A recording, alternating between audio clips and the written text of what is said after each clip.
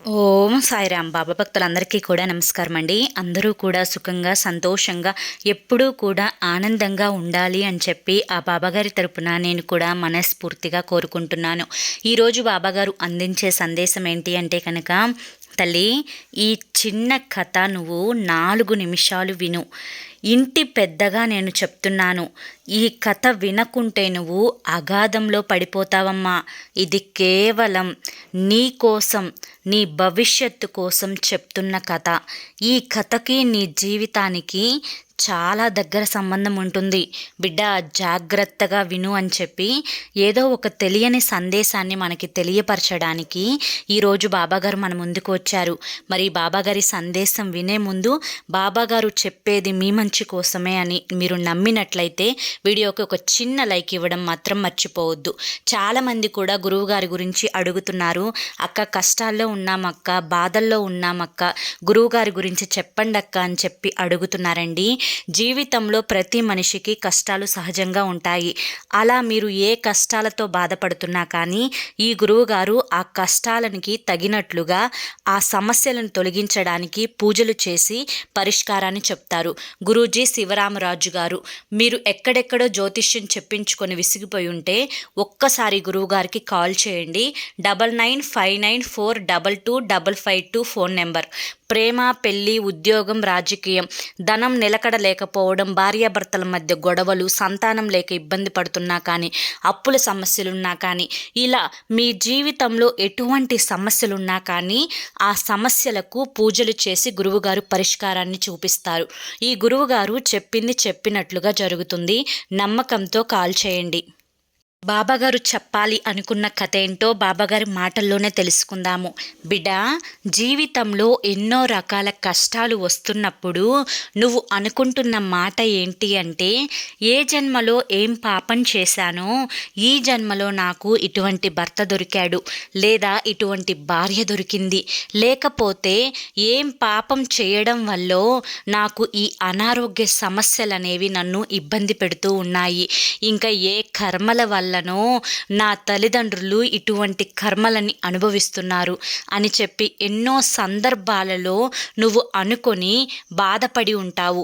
కానీ ఆ కష్టాలు, ఆ కర్మలు, ఆ బాధలు అసలు ఎందుకు వస్తున్నాయి అని చెప్పి నువ్వు తెలుసుకోవాలి. అవి రాకుండా నా బిడ్డ జాగ్రత్త పడాలి, నా బిడ్డ ఆనందంగా ఉండాలి, అందుకే తల్లి నీ కోసమే ఈ కథని వినిపిస్తున్నాను అని చెప్పి ఒక ఊరిలో ఒక ఆవిడ ఉండేది. అంటే ఒక అమ్మాయి. తనేం చేసేదంటే ప్రతిరోజు కూడా తను ఇంట్లో రొట్టెలు తయారు చేసుకొని అవే ఆహారంగా భుజిస్తూ ఉండేవారు.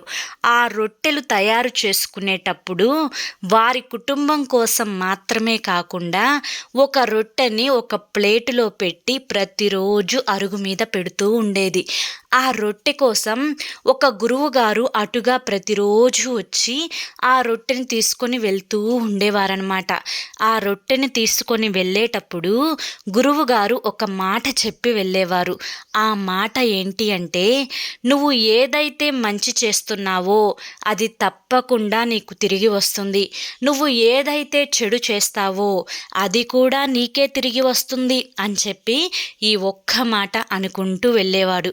అయితే ఇలా ప్రతిరోజు కూడా గురువుగారు రొట్టె తీసుకొని వెళ్ళడం, ఈ మాటలు చెప్పడం ఇదే జరుగుతుంది. ఒకరోజు ఆ అమ్మాయి ఏమనుకుంటుంది అంటే, ఈ గురువుగారి దగ్గర చాలా పొగరు ఉంది, నేను ప్రతిరోజు రొట్టెలు తీసుకొని వెళ్ళి ఇస్తున్నాను కదా, కనీసం అమ్మా నువ్వు సంతోషంగా ఉండు తల్లి అని దీవించనైనా దీవించడం లేదు, రొట్టె తీసుకొని చేసి ఇచ్చినందుకు నీకు కృతజ్ఞతలు తల్లి అని ఏ రోజు కూడా నాకు చెప్పలేదు. ఈ గురువుగారి మీద నాకు చాలా కోపంగా ఉంది అని చెప్పి ఆ కోపంలో తను ఒక నిర్ణయం తీసుకుంటుంది. అది ఏంటి అంటే, ఈ గురువుగారిని ఎలాగైనా కానీ చంపేయాలి అని చెప్పి. ఎంత క్రూరమైన నిర్ణయమో కదా అది. ఆ నిర్ణయాన్ని అమలుపరచడం కోసం గబా గబా వంటగదిలోకి వెళ్తుంది. వంటగదిలోకి వెళ్ళి రొట్టె పిండి కలిపేటప్పుడు అందులో కొంచెం విషాన్ని కూడా కలుపుతుంది. ఆ విషాన్ని కలిపి ఆ రొట్టెని తయారు చేసి ఆ రొట్టెను కాల్చి గురువుగారు వచ్చే సమయానికి అరుగు మీద పెడుతుంది. ఇక గురువుగారు ఎప్పుడు వస్తారా, ఎప్పుడు రొట్టె తీసుకొని వెళ్తారా అని చెప్పి అక్కడే కూర్చొని ఎదురు చూస్తూ ఉంటుంది. అలా ఎదురు చూస్తున్న సమయంలో ఆవిడకి ఒక ఆలోచన వస్తుంది. అయ్యో, నేనేంటి ఇంత పిచ్చిగా ఆలోచిస్తున్నాను, నేను రొట్టె చేసి పెట్టడం వరకు మాత్రమే నా ధర్మం, అంతేకాని అతను నాకు కృతజ్ఞతలు చెప్పాలి అని ఆశించడం నా అతి ఆశ అవుతుంది. నేను కావాలి ఒకరి యొక్క ఆకలి తీర్చాలి అన్న ఉద్దేశంతోటే కదా రొట్టెను చేసి పెడుతూ ఉన్నాను. మరి ఇంత క్రూరంగా ఒక మనిషిని చంపాలి అనే ఆలోచన నా మనసులోకి ఎలా వచ్చింది? ఎంత పెద్ద పొరపాటుగా ఆలోచించాను. నా యొక్క పొరపాటు వల్ల, నా యొక్క ఆవేశం వల్ల ఈరోజు ఆ గురువు యొక్క ప్రాణాలే పోయాయి. తప్పు, పొరపాటు చేస్తున్నాను అని గబా గబా ఆ విషం కలిపిన రొట్టెను తీసి పొయ్యిలో పడేసి కాల్చి పడేస్తుంది. తరువాత మళ్ళీ మంచి పిండిని కలిపి మళ్ళీ రొట్టెను తయారు చేసి చక్కగా ప్లేటుని కూడా శుభ్రం చేసి గురువుగారు వచ్చేసరికి ఆ రొట్టెను అక్కడ పెడుతుంది. ఇక అనుకున్న సమయానికే గురువుగారు వచ్చారు. ఆ రొట్టెని తీసుకొని వెళ్తూ ఏదైతే మంచి చేస్తారో ఆ మంచే తిరిగి వస్తుంది, ఏదైతే చెడు చేస్తారో అదే తిరిగి వస్తుంది అని చెప్పి అనుకుంటూ వెళ్ళేవారు. అసలు ఆయన ఎందుకు ఇలా అంటున్నాడో ఆవిడకు ఏ మాత్రం కూడా అర్థమయ్యేది కాదు. ఆవిడ యొక్క ఆలోచనల్లా కూడా ఏంటి అంటే తన కొడుకు గురించి మాత్రమే. తన కొడుకు వ్యాపారం చేస్తాను అని చెప్పి పక్క ఊరికి వెళ్ళి ఎన్నో రోజులవుతుంది, కానీ తన కొడుకు తిరిగి రాలేదు. తన కొడుకు క్షేమంగా తిరిగి రావాలి, డబ్బు లేకపోయినా కూడా పర్వాలేదు, తన కొడుకు ఆరోగ్యంగా ఇంటికి వస్తే చాలు అని చెప్పి ప్రతిరోజు కూడా ఆ పిచ్చి తల్లి 1000 కళ్ళతో ఎదురు చూస్తూ ఉంటుంది. ఇక ఒకరోజు తన కొడుకు అలసిపోయి చాలా నీరసంగా తన ఇంటికి వస్తాడు. ఇంటికి వచ్చి అమ్మని గట్టిగా పట్టుకొని ఏడుస్తాడు. ఏంటి బాబు, ఇన్ని రోజులు ఎక్కడికి వెళ్ళిపోయావు, ఏం జరిగింది అని చెప్పి అనేసరికి అమ్మా, నేను ఎక్కడికి వెళ్ళాను, ఏం జరిగింది అని చెప్పి చెప్పే ముందు ప్రాణాల నుంచి బయటపడి, అంటే నేను మరణం నుంచి బయటపడి ప్రాణాలతో ఇంటికి వచ్చాను, అందుకు సంతోషించమ్మా అని చెప్పి ఆ కొడుకు అనేసరికి అప్పుడు ఆ తల్లి ఏమంటుందంటే, బాబు అసలు ఏం జరిగింది నాన్న చెప్పు అని చెప్పి అడుగుతుంది. అమ్మా, నేను వేరే పక్క ఊరు నుంచి అడవిలో నుంచి ప్రయాణం చేస్తూ ఇంటికి బయలుదేరుతున్న సమయంలో నాకు కళ్ళు బాగా తిరిగిపోయాయి. అప్పటికే నాకు 2 రోజులైంది భోజనం చేసి.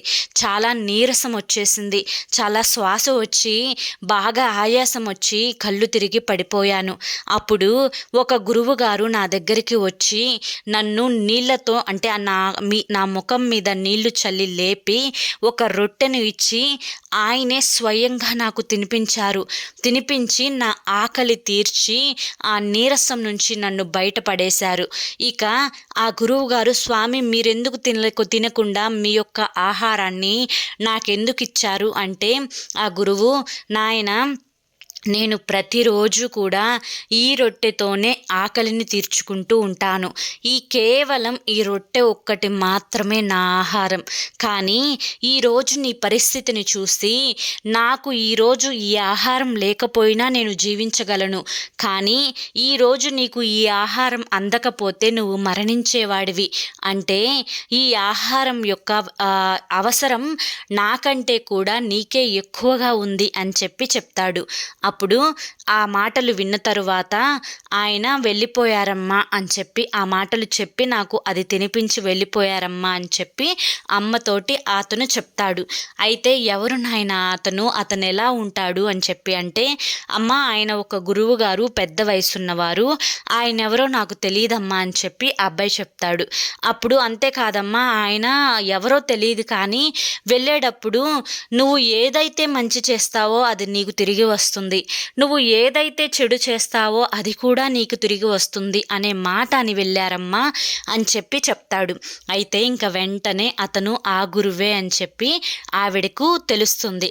అప్పుడు అనుకుంటుంది, అంటే ఈరోజు నేను ఇచ్చిన ఆహారం అనేది నా కొడుకుకి అతను పెట్టారు అంటే ఈరోజు ఒకవేళ నేను ఆ విషం కలిపిన రొట్టెను ఇచ్చినట్లయితే ఆ విషం కలిపిన రొట్టెనే నా కొడుకు తిని మరణించేవాడు. అంటే నేను చెడ్డ పని చేస్తే నాకు ఈ విధంగా నా కొడుకు మరణంతో నాకు చెడు ఎదురయ్యేది. నేను చెడ్డ పని చేయదలుచుకోకుండా న్యాయంగా అతనికి మంచి రొట్టెను నేను చేసి ఇచ్చాను కనుకనే అది నా కొడుకుకి అంది ఆరోగ్యంగా ఇంటికి తిరిగి వచ్చాడు. అంతేకామాలి గురువుగారు చెప్పిన మాట, ఏది మంచి చేస్తే అదే నాకు తిరిగి వస్తుంది, ఏది చెడు చేస్తే అదే మనకు తిరిగి వస్తుంది. నేను మంచి చేశాను కాబట్టే ఆ మంచి నాకు తిరిగి వచ్చింది, అదే చెడు చేస్తే నాకు చెడే జరిగేది. గురువుగారి మాటల్లో ఆంతర్యం ఇదే అని చెప్పి ఆవిడ తెలుసుకొని చాలా బాధపడుతుంది, కొంచెం చాలా సంతోషిస్తుంది కొడుకు వచ్చినందుకు. అయితే ఈ కథ ఇక్కడితో ముగుస్తుంది. ఈ కథ ద్వారా బాబాగారు మనకి చెప్పాలి అనుకుంటుంది ఏంటి అంటే కనుక, బిడ్డ ఎన్నో రకాల సమయాలలో నాకెందుకు ఇలా జరుగుతుంది, అసలు నేను చేసిన తప్పేంటి అని చెప్పి నువ్వు బాధపడ్డావు. కానీ నువ్వు ఇతరులకు మంచి చేస్తున్నట్లయితే ఖచ్చితంగా నీకు భగవంతుడు ఏదో ఒక రూపంగా మంచిని మాత్రమే తిరిగి ఇస్తారు. అదే నువ్వు తెలుసో తెలియకో ఒకరి మనస్సుని కనుక నువ్వు కష్టపెట్టే ప్రయత్నం చేస్తున్నట్లయితే నీ మనసు కూడా ఎప్పుడూ బాధపడుతూ ఉంటుంది. కనుక ఎదుటివారు బాధలో ఉన్నప్పుడు వారికి నువ్వు ధనం రూపంలో సహాయం చేయకపోయినా కానీ నీ మాటల రూపంలో వారి యొక్క మనసుకి ప్రశాంతతను సంతోషాన్ని కలిగిస్తే నీ మనసు కూడా సంతోషంగా ఉంటుంది. బిడ్డ ఈ కథ విన్న తరువాత అసలు ఏది మంచి ఏది చెడు, ఎవరికి మంచి చేస్తే నీకు ఏమొస్తుంది, ఎవరికి చెడు చేస్తే నీకు ఏమొస్తుంది అని నీకు ఇప్పటికే పూర్తిగా అర్థమైపోయి ఉంటుంది. బిడ్డ నాకు నీకు అర్థం అవ్వటమే ముఖ్యం. కనుక ఇక నీకు అన్నీ కూడా మంచి రోజులే వస్తాయి, నీకు అంతా కూడా మంచే జరుగుతుంది అని చెప్పి నేను నమ్ముతున్నాను. ఎందుకో తెలుసా తల్లి, ఇక నువ్వు ఈ కథ విన్న తరువాత ఎవ్వరి మనసులు కూడా నొప్పించవు, ఎవ్వరికి కూడా ఏ అన్యాయం చెయ్యవు, ఎవరికి ఏ కష్టాన్ని కలిగించవు అని చెప్పి నేను కోరుకుంటున్నాను. బిడ్డ నీ యొక్క బిడ్డలకైనా కానీ, నీ యొక్క తల్లిదండ్రులకైనా కానీ, నీ యొక్క తోబుట్టువులకైనా కానీ ఎవ్వరికి కూడా తెలిసి కానీ తెలియక కానీ ఎటువంటి అన్యాయం చేయవద్దు. ఎందుకంటే ఇది కలికాలం అమ్మ. ఈ కలికాలంలో చేసిన కర్మలు ఏవైతే ఉన్నాయో అవి వెనువెంటనే ఉండి అవి మళ్ళీ చాలా త్వరగా తిరిగి వచ్చే అవకాశం అనేది చాలా ఎక్కువగా ఉంటుంది. నా బిడ్డకు అవి ఏవి జరగకూడదు అన్న ఉద్దేశంతో ముందు జాగ్రత్తగా నేను నీకు ఈ విషయాలన్నీ చెప్తున్నాను. కనుక జాగ్రత్త అవసరం, మంచితనం అవసరం. నీకు అప్పుడే మంచి జరుగుతుంది, అంతా శుభం జరుగుతుంది. బిడ్డ నీవు కోరుకుంటున్న కోరికలన్నీ కూడా జరిగిపోవాలి అంటే ఈ యొక్క సిద్ధాంతం అనేది నీకు చాలా అద్భుతంగా పనిచేస్తుంది. ఈ యొక్క సిద్ధాంతం మీదే నువ్వు నమ్ముకొని ప్రతి ఒక్క కర్మ అనేది నువ్వు చేశావు అంటే ఆ కర్మానుసారంగా నువ్వు తప్పకుండా నీ కోరికలు నెరవేర్చుకొని ఆనందంగా జీవితంలో ముందడుగు వేస్తావు తల్లి అని చెప్పి ఈరోజు మనకి చాలా చక్కటి సందేశాన్ని బాబాగారు అందించారండి. మరి చాలామంది అడుగుతున్నారు, అక్క సందేశాలు కొంచెం చిన్నవిగా చెప్పండి, చాలా పెద్ద వీడియో లెంతీ వీడియో అవుతుంది అక్క అని చెప్పి. నేను చెప్పే సందేశాలు ఇకపైనైనా కానీ కొంచెం తక్కువ లెంతీ వీడియోసే పెట్టడానికి ట్రై చేస్తాను. ఏది ఏమైనప్పటికీ కూడా ఒక సందేశం అనేది క్లుప్తంగా మీకు అర్థం అవ్వాలి అన్న ఉద్దేశంతో మీకు వీడియో లెంత్ అయినా కూడా పూర్తిగా బాబాగారి యొక్క సందేశం మీకు వినిపించాలి అన్న ఉద్దేశంతో కొంచెం అంత సమయం అనేది కేటాయిస్తున్నాను కనుక అది అర్థం చేసుకుంటారు అని చెప్పి ఆశిస్తున్నాను. అయినా కూడా బాబాగారి భక్తులు చాలామంది కూడా కొంచెం తక్కువ సమయం పెట్టండి అక్క అని చెప్పి అంటున్నారు. వారి మాటలను గౌరవించి ఈరోజు కొంచెం తక్కువ సమయం పెడుతున్నాను. మరి రేపటి వీడియో అనేది మళ్ళీ తక్కువ సమయం పెట్టడానికే ప్రయత్నిస్తాను. ఒకవేళ కథ అనేది పూర్తి కాకపోతే కొంచెం ఎక్కువ సమయం పట్టవచ్చు. అటువంటి సమయంలో బాబా భక్తులందరూ కూడా అర్థం చేసుకొని ఆశీర్వదిస్తారు అని చెప్పి ఆశిస్తున్నాను. మరి ఈరోజు సందేశం మీకు నచ్చింది అనిపిస్తే తప్పకుండా ఒక చిన్న లైక్ ఇవ్వండి ఫ్రెండ్స్. మొదటిసారి సాయి పిలుపు ఛానల్లోకి వచ్చినట్లయితే సబ్స్క్రైబ్ చేసుకొని సపోర్ట్ చేయండి. మరి రేపు సందేశంతో మళ్ళీ కలుసుకుందాం.